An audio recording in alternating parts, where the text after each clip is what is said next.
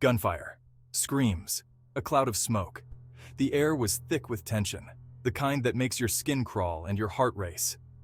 It was a scene straight out of a nightmare where every sound seemed amplified, every movement a potential threat. Don't forget to subscribe, like, and share the video with your friends so they can find out about this interesting news and more at New 333 Notice. The heart of the city, usually pulsing with life, was gripped by terror. Streets that once bustled with activity now lay eerily silent, as if the city itself was holding its breath. The skyline, often a symbol of progress and hope, now seemed to loom ominously, casting long shadows over the deserted avenues. Outside the imposing walls of La Picota prison, an attack unfolded with shocking swiftness. The prison, a fortress of concrete and steel, had always been a place of containment, but today it was the epicenter of chaos.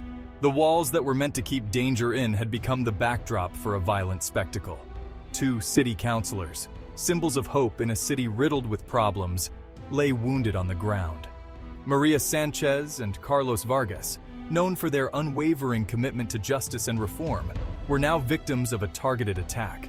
Their blood stained the pavement, a stark reminder of the city's ongoing struggle with violence. Their attackers, masked and merciless, melted back into the labyrinthine streets. These streets, once familiar and safe, had become a maze of danger and uncertainty. The attackers' swift disappearance added to the growing sense of dread, leaving behind a trail of fear and unanswered questions. The day had begun like any other. The sun rose over the city, casting a golden glow on the buildings and streets. People went about their routines, unaware of the impending disaster. It was a day like any other, until it wasn't. Councilors Maria Sanchez and Carlos Vargas, known for their tireless work in the community, arrived at La Picota for a routine visit. They were there to meet with incarcerated constituents, to hear their concerns, to offer a glimmer of hope in a system often devoid of it. Their presence was a beacon of light in a place often shrouded in darkness. They were there to meet with incarcerated constituents, to hear their concerns, to offer a glimmer of hope in a system often devoid of it. Their dedication to their roles was evident in every step they took, every word they spoke. They believed in the power of change, even in the bleakest of settings. Their dedication to their city, however, would come at a terrible price. The attack was not just a physical assault, but a symbolic one, striking at the heart of what they stood for. It was a brutal reminder that even the most noble of intentions could be met with violence. The attack sent shockwaves through the city. People gathered in the streets, their faces etched with fear and disbelief. The sense of security that once enveloped the city was shattered, replaced by a pervasive sense of vulnerability. The impact of the attack was felt far and wide, touching every corner of the community.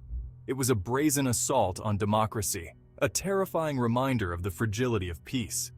The city, already grappling with numerous challenges, now faced a new and more immediate threat. The attack was a stark illustration of how quickly order could dissolve into chaos. As sirens wailed and a manhunt for the perpetrators began, questions lingered in the air like the acrid smell of gunpowder. Who were the attackers? What were their motives? The city was left grappling with these questions, each one more unsettling than the last. The search for answers became a race against time, as the authorities scrambled to restore a sense of order. And what did this brazen act of violence mean for the future of the city? The uncertainty was palpable, hanging over the city like a dark cloud. Every resident felt the weight of it, the nagging fear that this was just the beginning of something far more sinister.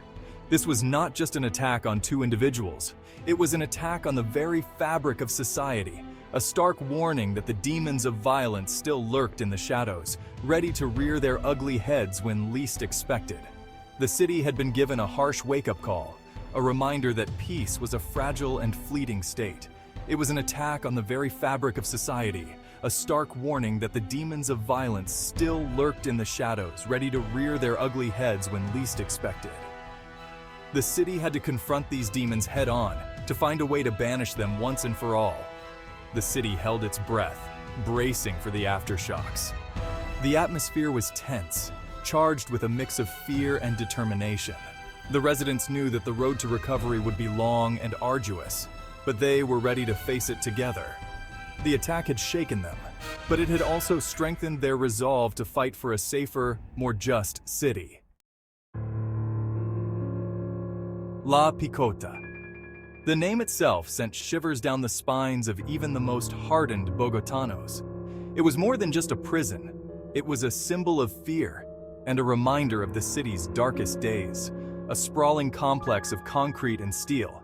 It stood as a grim monument to the city's troubled past. Its towering walls and barbed wire fences were a constant reminder of the violence and turmoil that had plagued Bogota for decades. Within its walls, generations of criminals, political prisoners, and those simply caught in the crossfire had served their time. Each inmate had a story, a past marked by the harsh realities of life in a city torn apart by conflict. Built in the 1950s, La Picota was initially envisioned as a modern penitentiary, a symbol of progress and reform. It was supposed to be a beacon of hope, a place where inmates could be rehabilitated and reintegrated into society. However, it quickly became synonymous with overcrowding, corruption, and brutality. The idealistic vision of reform was overshadowed by the harsh reality of life inside its walls. The prison walls, designed to keep people in, couldn't contain the violence that festered within. The very structure meant to enforce order became a breeding ground for chaos. Riots, executions, and disappearances became commonplace, casting a long shadow over the city. The echoes of violence within La Picota reverberated far beyond its walls, affecting the lives of countless families and communities. Over the years, La Picota had witnessed it all: the reign of terror during the drug wars, when the prison became a battleground for rival cartels vying for control, the bloody battles between leftist guerrillas and right-wing paramilitaries, each faction using the prison as a stage for their violent confrontations, and the endless cycle of gang violence that plagued the city's underbelly. The prison was a microcosm of the larger conflicts tearing the city apart. Each scar on its walls, each whispered tale of horror, served as a chilling reminder of the human cost of conflict. The graffiti and bullet holes told stories of pain and suffering, of lives lost and futures destroyed. The prison was a microcosm of the city itself, a reflection of its struggles and contradictions. It mirrored the broader societal issues, from political corruption to social inequality, that plagued Bogota. It was a place of despair, but also of resilience. Despite the harsh conditions, many inmates found ways to survive, to hold on to their humanity in the face of overwhelming adversity. A place where hope flickered amidst the darkness, where the human spirit refused to be extinguished. Even in the bleakest moments, there were glimmers of light, acts of defiance against the oppressive environment, where acts of kindness and compassion could still be found in the most unexpected corners. Inmates formed bonds, supported each other, and sometimes even found redemption. La Picota was a place of contradictions, where the worst of humanity was on display, but so too was the best. Maria Sanchez and Carlos Vargas were cut from a different cloth. They were not just professionals in their fields. They were beacons of hope and resilience in a world that often seemed indifferent to the struggles of the less fortunate. In a political landscape often marred by cynicism and self-interest, they stood out for their unwavering commitment to social justice. Their integrity was not just a trait, but a way of life, a guiding principle that influenced every decision they made. They were the people's champions, their voices echoing the hopes and dreams of the city's most vulnerable. Their advocacy was not limited to speeches and rallies. It was a daily practice, a relentless pursuit of justice and equality. Maria, a fiery lawyer with a heart of gold, had dedicated her life to fighting for the rights of the marginalized. Her passion for justice was ignited in her early years, witnessing the struggles of her own community. From defending victims of domestic violence, where she provided not just legal support, but also emotional and psychological aid, to advocating for improved healthcare in impoverished neighborhoods, where she worked tirelessly to ensure that everyone had access to basic medical services. She was a tireless advocate for those who needed it most. Her work extended beyond the courtroom, as she often found herself in community centers, schools, and even on the streets, wherever her presence was needed. Her compassion was as boundless as her energy, and her office was always open to those seeking help. She believed that the law should serve the people, and she made it her mission to ensure that it did. Carlos, a former teacher and community organizer, brought a quiet dignity and unwavering resolve to his role as counselor. His journey from the classroom to the council chamber was driven by a deep-seated belief in the power of education and community. He believed in the power of education and dialogue to bridge divides and build a more just society. His initiatives often focused on creating platforms for open communication and understanding among diverse groups. He worked tirelessly to create opportunities for young people, understanding that the future of the city depended on the empowerment of its youth. His programs aimed at providing educational resources, mentorship, and career guidance to foster dialogue between communities, breaking down barriers, and building bridges of understanding and cooperation, and to promote peaceful conflict resolution. He believed that every conflict could be resolved through dialogue and mutual respect, and he dedicated himself to teaching these principles. Their paths had crossed years ago during a protest against police brutality. It was a moment that would define their future, a moment of solidarity and shared purpose. It was a moment of shared purpose, a recognition that they were fighting for the same ideals, for a city where everyone had the opportunity to thrive. Their collaboration was not just professional, but deeply personal, rooted in a mutual respect and shared vision. Their friendship, forged in the fires of activism, had blossomed over the years, fueled by a shared vision for a better future. Together, they became a formidable force, inspiring others to join their cause and work towards a more just and equitable society. The attack on the councilors didn't occur in a vacuum. It was the culmination of weeks of escalating tensions in the city.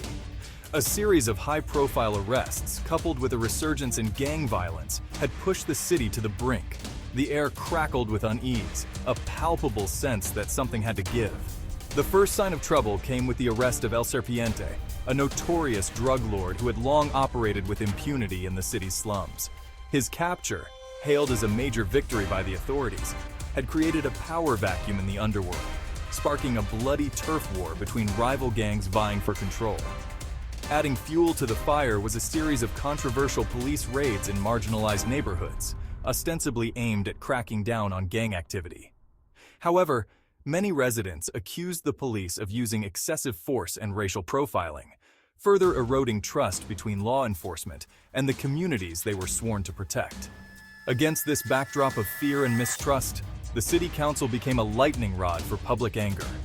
Councilors, including Sanchez and Vargas, found themselves caught in the crossfire, criticized by those who saw them as too lenient on crime and those who believed they weren't doing enough to address police brutality.